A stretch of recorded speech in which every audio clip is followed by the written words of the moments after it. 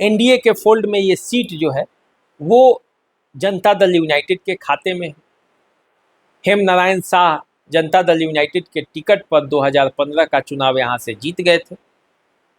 तब आरजेडी के साथ जनता दल यूनाइटेड का साथ था। उसके बाद जब 2020 का चुनाव, तो जनता दल यूनाइटेड के टिकट पर हेम नारायण शाह लड़े, हालांकि चुनाव वो हार गए। अब वे दावेदार हैं, क्षेत्र में वो 5 साल तक सक्रिय रहे हैं। जो नाराजगी बीजेपी के कार्यकर्ताओं को की थी जब ये 15 में चुनाव जीते थे, तो वो आरजेडी के सहयोग से जीते थे। तो ऐसे में बीजेपी कार्यकर्ताओं के खिलाफ उन्होंने काफ़ी बयान दिया था। उनकी गतिविधियां जो हैं वो बीजेपी के खिलाफ थी। ऐसे में जो है पूरा समीकरण उनके खिलाफ हो गया था और वो हार गए थे। अब उस दूरी को पाटने का उन्होंने प्रयास किया है, दूरी पटी भी है। अब देखना ये है कि पार्टी उन्हें टिकट देती है या क्या करती है, क्योंकि 2020 में जब ये टिकट इनको जब मिला था, उस समय जो है आरसीपी सिंह जनता दल यूनाइटेड का सब कार्यभार देख रहे थे। ये आरसीपी सिंह के काफ़ी करीबी थे, लेकिन ये आरसीपी सिंह के साथ गए नहीं, ये नीतीश कुमार के साथ ही लगे रहे। तो अब देखिए ये क्या होता है मामला। अब देखिए दूसरा जो नाम है यहाँ से वो सत्यदेव प्रसाद सिंह का है। सत्यदेव प्रसाद सिंह गोरियाकोठी के विधायक रहे हैं, बसंतपुर के विधायक रहे हैं। बीजेपी से उन्होंने अपने करियर की शुरुआत की थी, बीजेपी के वो विधायक थे बसंतपुर से। गोरियाकोठी से वो आरजेडी में चले गए और आरजेडी से चुनाव जीत गए थे। आरजेडी ने टिकट काट दिया तो वो जनता दल यूनाइटेड में अभी हैं, और जनता दल यूनाइटेड से वो महाराजगंज से टिकट चाहते हैं, क्योंकि जब ये बसंतपुर विधानसभा क्षेत्र में थे तो जो भगवानपुर प्रखंड है वो उन्हीं के क्षेत्र में आता था। लोगों से घर घर संबंध है क्योंकि पुराने नेता हैं, लेकिन उम्र जो है वो काफ़ी हो चला है।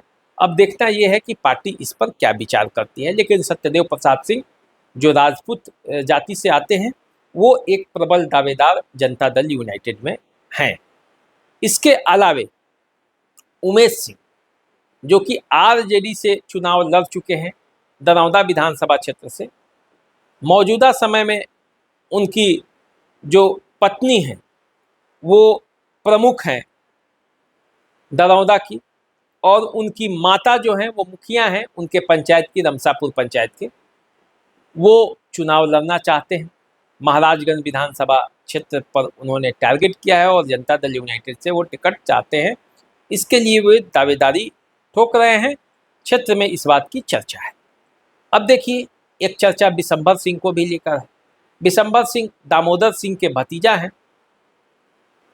वो दामोदर सिंह जो जनता दल यूनाइटेड के 2 बार के विधायक रह चुके हैं महाराजगंज से। अब पिछले बार बिशंबर सिंह निर्दलीय प्रत्याशी के तौर पर चुनाव लड़े थे, कोई खास वोट नहीं आया था। इस बार भी वो एक दावेदार हैं, लेकिन बिशंबर सिंह को जनता दल यूनाइटेड का टिकट मिलेगा ऐसा मुझे नहीं लगता। अब देखिए समीकरण को तो आप कुछ कह नहीं सकते, कौन सा समीकरण कहाँ से किसका बैठे कुछ कह नहीं सकते, लेकिन हेम नारायण शाह की जगह बिशंबर सिंह को टिकट मिल जाए ऐसा संभव मुझे दिखता नहीं। अब देखिए बात करते हैं बीजेपी की।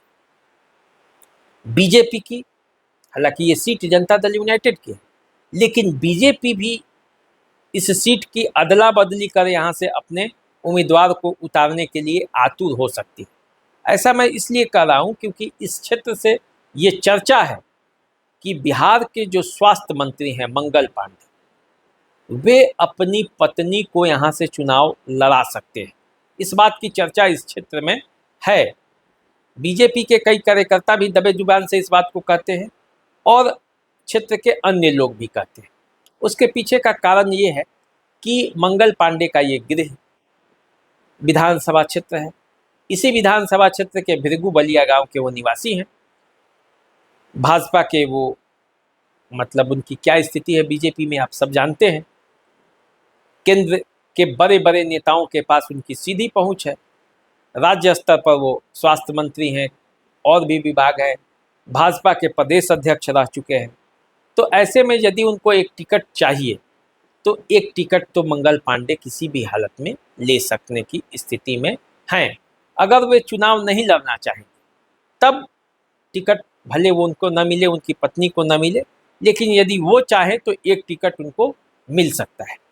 अब देखिए, इसके अलावे यहाँ से देवरंजन सिंह जो बीजेपी के नेता हैं, हालांकि पिछला चुनाव उन्होंने लोजपा के टिकट पर लड़ा था, लेकिन फिर वो बीजेपी में वापस आ चुके हैं, बीजेपी से एक बार विधायक रह चुके हैं।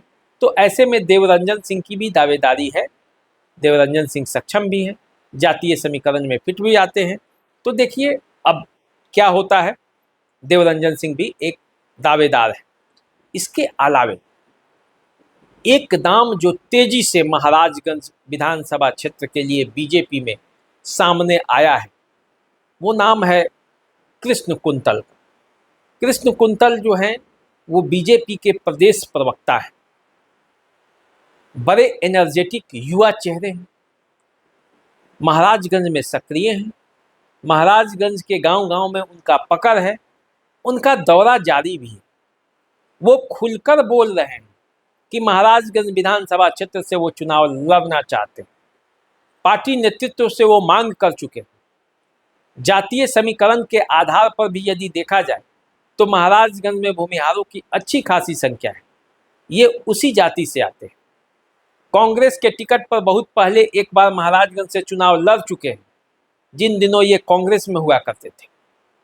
महाराजगंज के हर पंचायत में, हर गांव में लोगों से इनका सीधा संबंध है, खास करके युवाओं से भी और बुजुर्गों से भी। एक संतुलित नेता हैं, ऊर्जावान नेता हैं और घूम रहे हैं क्षेत्र में। तो देखिए कृष्ण कुंतल को लेकर क्या होता है, क्या ये सीट बीजेपी के कोटे में जाती है, और यदि बीजेपी के कोटे में जाएगी तो एक बड़े दावेदार ये भी हैं। कृष्ण कुंतल की तस्वीरें अक्सर आप नरेंद्र मोदी के साथ भी देख सकते हैं। जहाँ भी जब नरेंद्र मोदी बिहार आते हैं तो एयरपोर्ट पर उन्हें रिसीव करने वालों में ये शामिल होते हैं। तो देखिए ऐसी स्थिति है महाराजगंज की। इसी महाराजगंज से आशीष रंजन सिंह भी दावेदार हैं।